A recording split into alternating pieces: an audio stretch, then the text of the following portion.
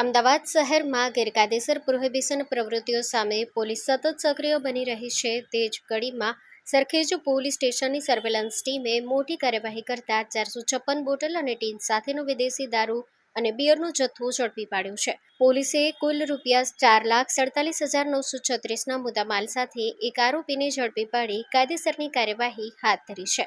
Surveillance સ્ક્વોડને ખાનગી અને સચોટ બાતમી મળી હતી કે એક વ્યક્તિ ઉદયપુર રાજસ્થાનથી દારૂનો જથ્થો લાવી સરખેજ બોપલ વિસ્તાર તરફ લાવ્યો હતો અને તે જ વાહનમાં છુપાવી રાખી. બાતમીના આધારે પોલીસે સરખેજ બોપલથી મમદપુરા તરફ જતા એસપી રિંગ રોડ પર બાઇકર્સ કેફે સામે આવેલા ખુલ્લા ખેતરના બાજુના સર્વિસ રોડ પર રેડ કરી હતી. પોલીસે ત્યાંથી શાંતિલાલ હેમચંદ્રજી ચૌધરી નામના વ્યક્તિને તેની વ્હાઇટ કલરની i10 કાર સાથે ઝડપી પાડ્યો હતો. તપાસ દરમિયાન બહાર આવ્યું કે આરોપીએ પોતાની કાર પર ખોટી નંબર પ્લેટ લગાવી હતી અને તે મારફતે દારૂનો જથ્થો પરિવહન કરી રહ્યો હતો.